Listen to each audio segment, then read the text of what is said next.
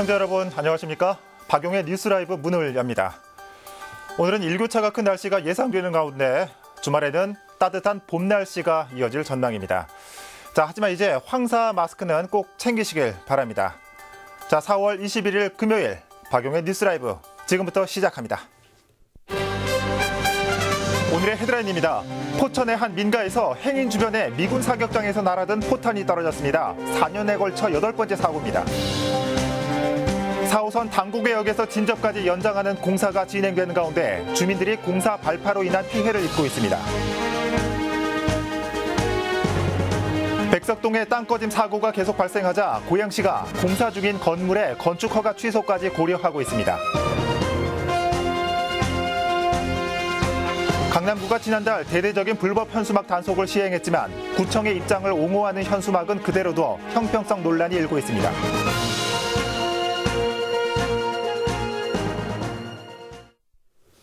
서대문구의 한 여자중학교 건물 일부가 폐쇄됐습니다.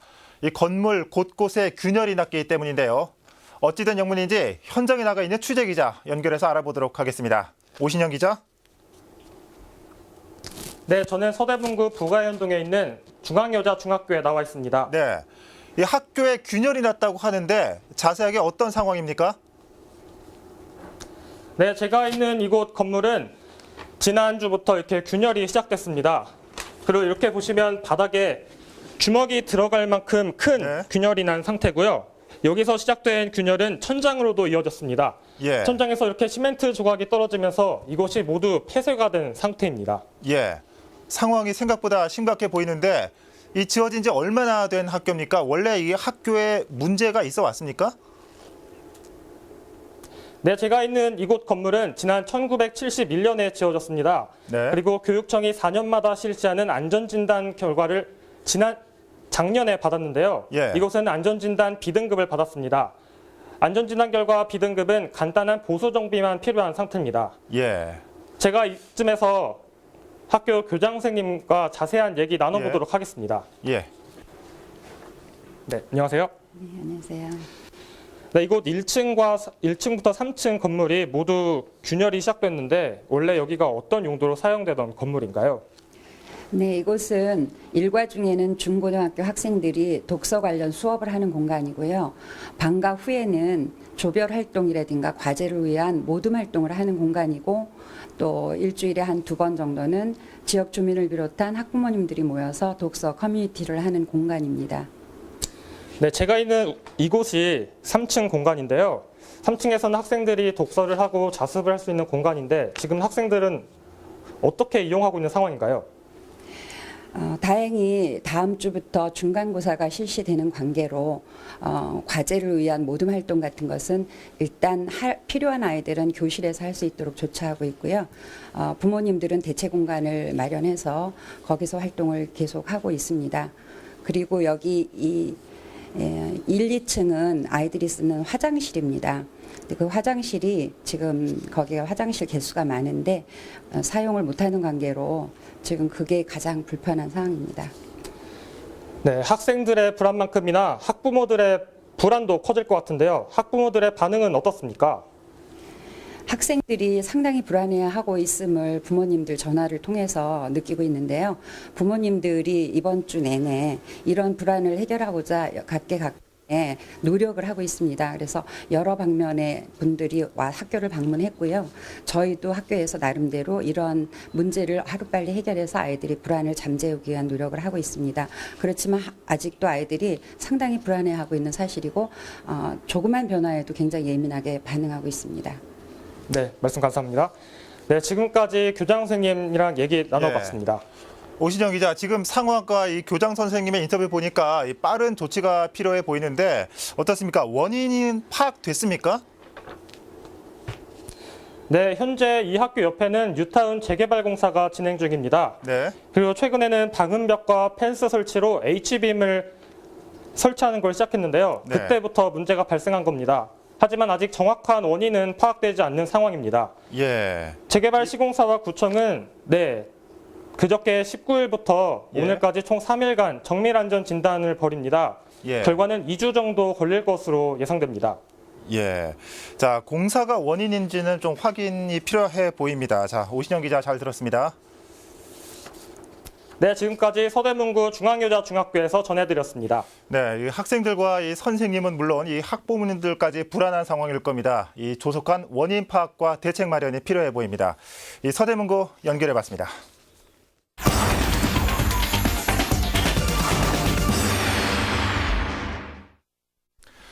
포천시에는 아시아 최대 규모의 미군 사격 훈련장이 있습니다. 훈련 과정에서 연습탄이지만 총탄과 포탄이 민가로 날아드는 일이 빈번해서 문제가 되고 있습니다. 최근에는 집 앞에서 작업 중이던 주민이 근처에 떨어진 포탄으로 큰 사고를 당할 뻔한 아찔한 일도 있었습니다. 취재 기자가 사고 현장에 나가 있습니다. 유승환 기자. 네, 저는 지금 포천시 영중면 성동리에 나와 있습니다. 네, 지금 서 있는 곳이 그 포탄이 날아든 지점입니까? 네, 그렇습니다. 지난 4월 1일 오후 3시 45분쯤 제가 서 있는 바로 이 자리에 네. 미군으로부터 포탄이 날아들었는데요. 길이 10cm, 폭 3cm가량 되는 크기였습니다. 예.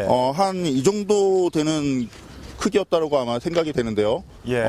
이곳으로부터 바로 제 왼쪽에 보면은 민가도 자리 잡고 있습니다. 예, 네. 사고 당시에는 이 바로 떨어진 지점 주변에서 작업 중이던 이 마을 주민도 있었는데요. 네. 제 오른쪽으로 한 10m가량 떨어진 비닐하우스 보이시죠? 네. 예, 바로 저 지점이 당시 작업 중이던 그 마을 주민이 이동 중인 어떤 상황이었습니다. 예. 이 현장에 있던 주민은 정말 놀랐을 것 같은데 이 생사가 오가던 순간 아닙니까? 네, 현장에 설치되어 있던 당일 CCTV 영상을 보면 네. 포탄이 떨어지자 주민이 깜짝 놀라는 모습을 확인할 수 있습니다. 예. 다행히 인명피해는 없었지만 생명의 위협을 느낄 만큼 아찔한 순간이었습니다. 사고 당시 3km 떨어진 미군 사격장에서는 헬기 사격 훈련이 진행 중이었습니다. 예. 지금 이 CCTV 화면을 보니까 약 10m 정도 떨어진 것 같네요. 이 전시 상황도 아니고 이 민가로 포탄이 날아든다는 것 자체가 이해가 안 가는데 그런데 이런 일이 처음이 아니라고요?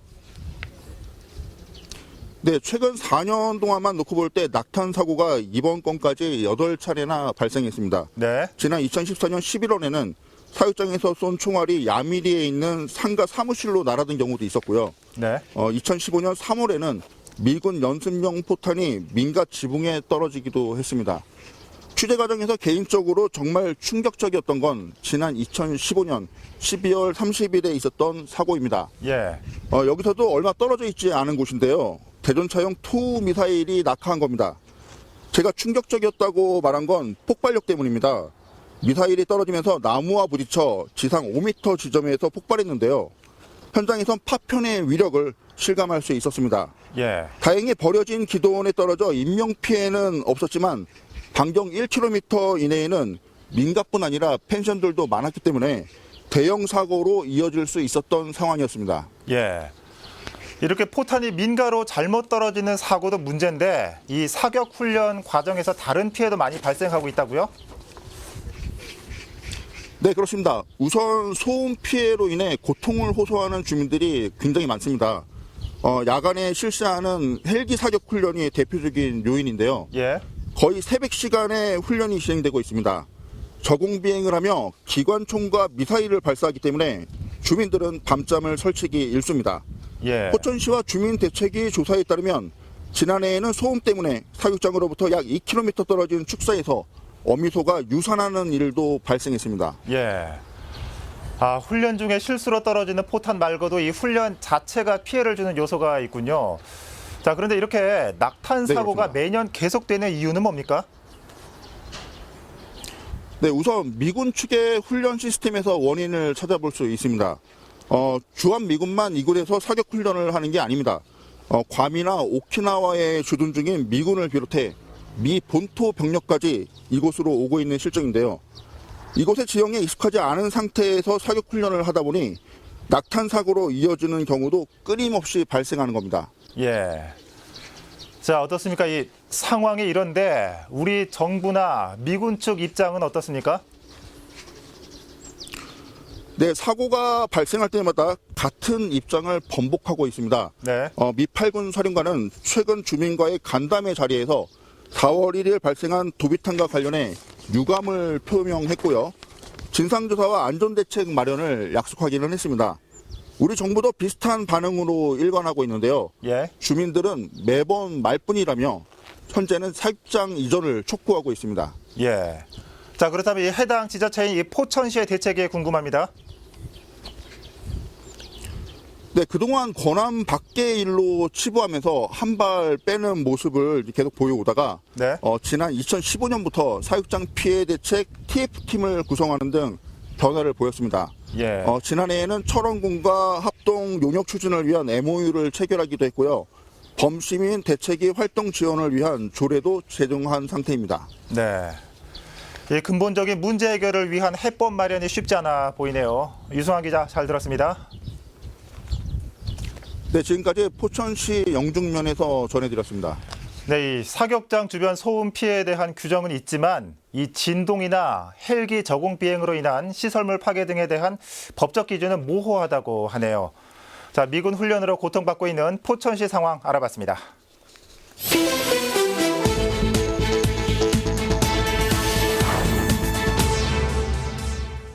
어제 저녁 5시 30분쯤 경기도 동두천의 단독주택에서 불이 나 소방서 추산 3천만 원의 재산 피해가 났습니다. 인명 피해는 없었지만 집 한 채가 모두 불에 탔습니다. 소방당국은 집에서 검은 연기가 피어오르고 있었다는 신고자의 진술을 토대로 정확한 화재 원인을 조사하고 있습니다. 어제 오전 6시 30분쯤 강남구 신사동의 피부관리실에서 불이 나 근무하던 30대 여성 직원이 다쳤습니다. 다친 직원은 불을 피해 대피하던 도중 등에 찰과상을 입고 인근 병원으로 후송됐습니다. 경찰과 소방당국은 피부관리실에 있던 건조기에서 불이 난 것으로 보고 정확한 화재 원인을 조사하고 있습니다. 어제 낮 12시 30분쯤 경기도 고양시 외곽순환도로에서 운행 중이던 1톤 트럭에서 불이 났습니다. 다친 사람은 없었지만 이 불로 1톤 트럭이 완전히 불에 탔습니다. 경찰은 트럭 바닥에서 연료가 새어나오면서 불이 시작된 것으로 보고 정확한 화재 원인을 조사하고 있습니다. 그제 저희 뉴스라이브에서 4호선 당고개역 연장 진접선 공사 때문에 주택에 금이 갔다는 주민들의 목소리 전해드렸습니다. 추가 취재를 해보니 건설사 측은 규정을 지키고 있다는 입장이고 발파로 인해 금이 갔다면 조사 후에 수리해주겠다는 입장입니다. 하지만 주민들이 받는 정신적 고통은 어떻게 해야 할까요? 박선아 기자의 보도입니다.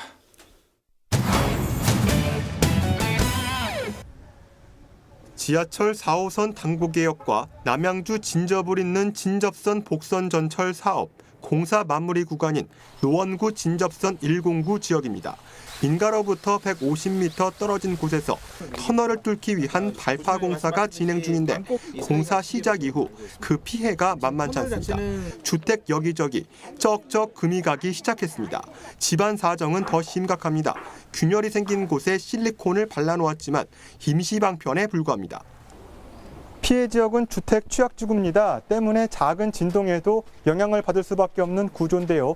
주민들은 발파 현장에서 울리는 진동 탓에 벽에 금이 갔다고 주장하고 있습니다.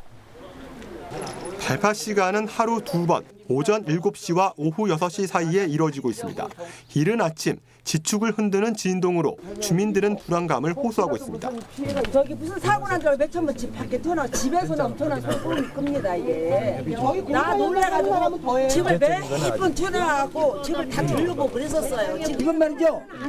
여기 집은 지금 이 플렉이 15군데나 가 있어 지금. 그거 어떻게 대책을 세워야죠. 건설사 측은 법적 소음 기준인 75데시벨을 준수하며 공사를 진행 중에 있다고 설명했습니다.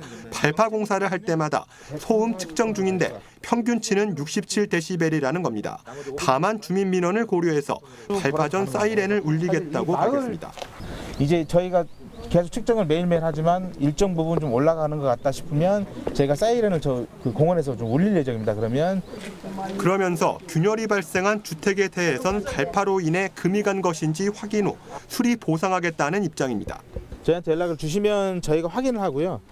급하다 그러면 즉시 수리를 할 것이고. 하지만 주민들은 물리적 피해 외에도 24시간 강행되는 공사 탓에 정신적 피해까지 호소 중입니다. 진접선 109 터널 공사는 오는 12월 마무리됩니다. 딜라이브 서울 경기 케이블 TV 박선아입니다. 네, 이 공사로 인한 균열 피해가 이 서울시 곳곳에서 이루어지고 있네요. 자, 이번에 고양시로 가보겠습니다. 고양시가 지하수 유출 사고로 인한 백석동 땅꺼짐 사고가 끊이지 않자 현재 공사 중인 건물의 건축 허가를 취소할 수 있다고 경고했습니다. 이상범 기자입니다. 고양시 백석동의 땅꺼짐이 처음 일어난 건 지난 2월 6일입니다. 이후 8일 간격으로 두 차례에 걸쳐 집안 침하와 도로 균열이 발생했습니다. 50여일간 정밀 안전 진단을 실시한 뒤 3월 말 복구를 시작했지만 보름여 만에 도로가 또 갈라졌습니다. 네 번째 도로 균열입니다. 원인은 모두 지하수 유출로 공사 중 발생했습니다. 결국 고양시의회 시정질문 동마에 올랐습니다. 정의당 김혜련 의원은 사고 전 지하수위 이상 여부와 안전진단 결과 보고서의 정보 공개를 요구했습니다. 최성 고양시장은 이번 사고는 공사장 주변 보강 공사 중 일어난 급작스런 사고로 전조 현상은 전혀 없었다고 잘라 말했습니다. 최 시장은 또 5월 초 전문기관의 정밀 안전진단 결과 여부에 따라 건축 허가 취소 등 강력한 행정 조치를 내리겠다고 밝혔습니다. 시행 시공사의 책임이 있으면 저쪽은 책임을 물을 것이고 또 그것이 앞으로 추가적인 사업을 하기 위해서 문제가 있다고 판단이 되면 행정상의 조치를 할 거라는 점.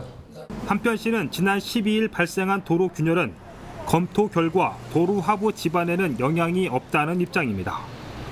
하지만 안전을 위해 지하 5층까지 터파게 된 현장을 토사로 되메우는 한편 공사 관계자를 사법기관에 추가로 고발 조치했습니다. 딜라이브 서울 경기 케이블 TV 이상범입니다.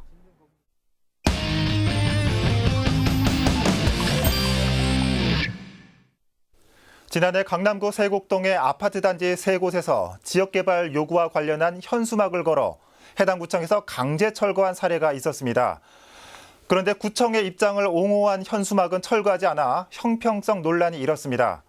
그런데 올해도 같은 일이 벌어지고 있습니다. 지혁배 기자입니다. 강남구 세곡동의 한 아파트 단지에 수서 역세권 행복주택 취소 현수막이 붙었습니다. 원래 계획대로 병원과 호텔, 첨단 R&D 단지를 건설하라는 내용입니다. 또 다른 아파트 단지 2곳에도 중학교 유치와 도서관 같은 주민복지시설 건립 요구를 담은 현수막이 걸렸습니다.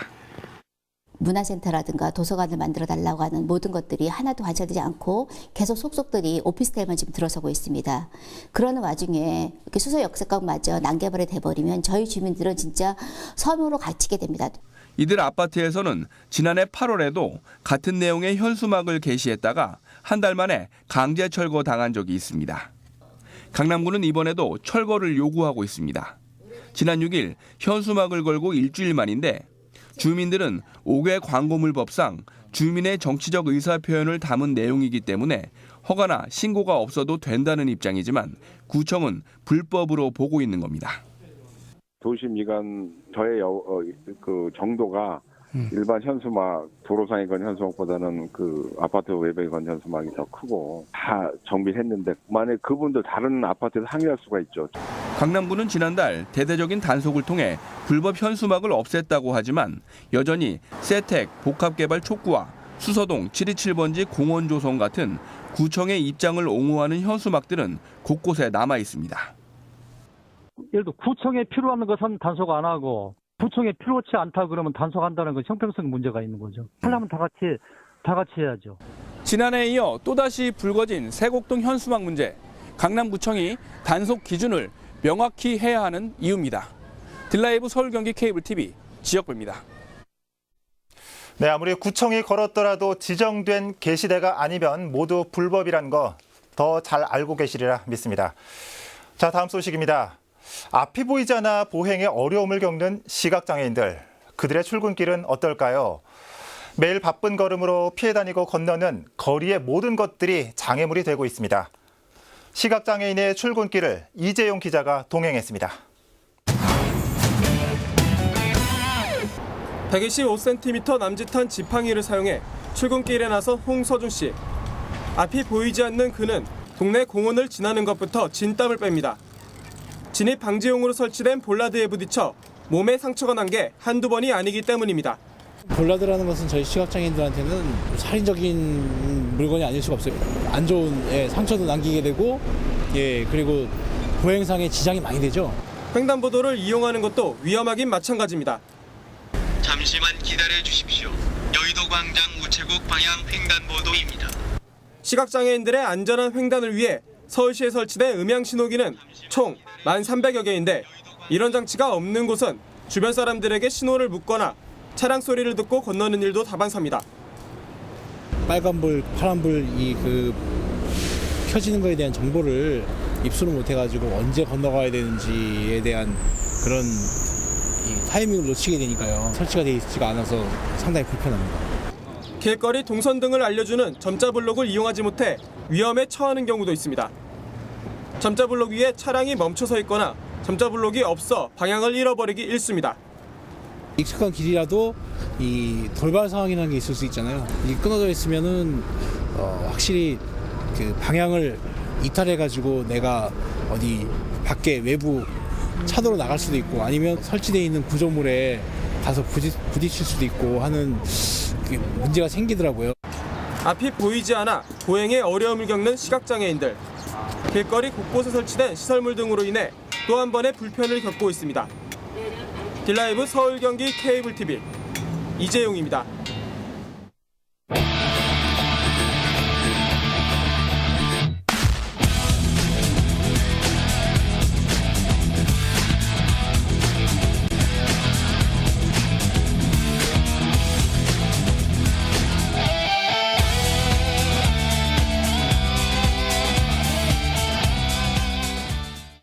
(24년) 전 오늘 1993년 4월 21일은 지하철 4호선 상계에서 당고개 구간이 운행을 시작한 날입니다. 24년이 지난 지금 남양주 진접까지 연장되는 4호선 공사가 시작되면서 주민 피해가 발생하고 있습니다. 개발에 따른 성장통으로 봐야 할까요? 만약 성장통이라면 너무 아프지 않았으면 좋겠습니다. 4월 21일 박용의 뉴스 라이브 마칩니다. 시청해주셔서 고맙습니다.